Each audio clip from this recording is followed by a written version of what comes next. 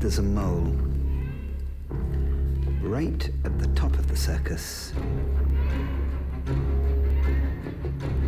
He's been there for years. I need you to do something. You'll have to assume they're watching. Things aren't always what they seem. Hi, I'm Marshall Julius, reporting for Blockbuster Online, and I spy with my little eye something beginning with RCPOTTSS. That's right, you guessed it. It's the red carpet premiere of Tinker Tailor Soldier Spy, a magnificently moody new British spy thriller with an incredible cast. Now, I'm going to see who I can grab for a chat, but before I get started, I just have to say, you ain't seen me, right? Moscow planted the mole. It is one of 5 men. He killed our man in Istanbul. Now's the time.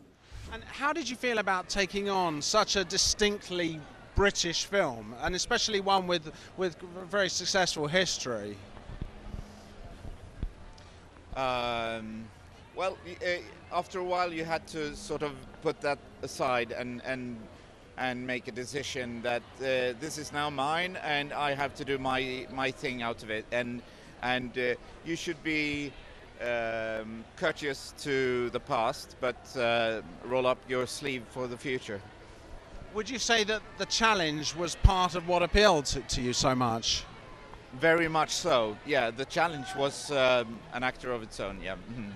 Thank you very much, and good luck with it. You shot this. this film with some huge stars, one of the most incredible casts assembled, I think. Was that one of the drawing factors in making it? Yes, it was, definitely so. It was one of the...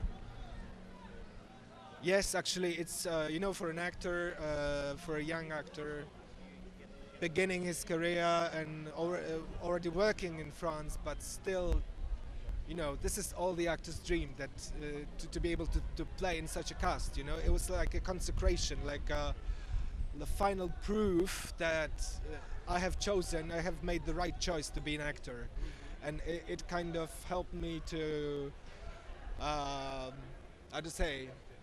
to believe in my future in this profession. It's become so ugly. We're not so very different, you and I.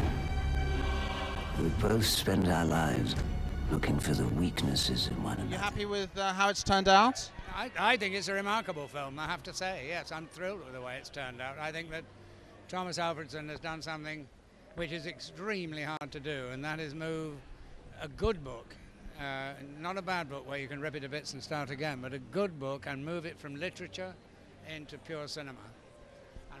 That's one heck of an achievement, and I doff my cap, sir. Now, I was about 4 or 5 when this movie is set. My recollections of the 70s are quite hazy, but it seems, in the film to be a very grey and moody place. I wonder, what's your recollection of the early 70s? Well, the early 70s was actually part of the swinging 60s. The swinging 60s basically went from 1965 to 1975, which I remember quite well. But then, of course, there was all the other stuff that was going on. You've got everything which was England coming out of, or Britain coming out of black and white into Technicolor. But there was the Cold War too, and that was another whole area of which we were not necessarily privy. Every now and then something would come out in the newspaper, rather like happens in the film, some tragedy in Budapest, and you suddenly realize there's everything going on. You don't think about it every day, but it's happening, and so I mean, you can't just say the 70s were the 70s. The 70s were a complex period of time, and the same as any period of time is a complex period. It's true, depending on your point of view, where you were at the time, really. Absolutely, yes. Well, John, thank you very much, and good luck with the film. Thank you very much. Good. So it was a no-brainer, really. They offered it, and you just grabbed it. It was absolutely. I read it in the car with my wife. There, I was sitting and said, "Oh, this is an offer." And what was lovely is an offer. I didn't have to go through You usually have to go through a scenario of interviews and checks and films flown over to Los Angeles to see if the producers like you, and you have to go through all these hoops. It was just a straight offer, and that's always lovely.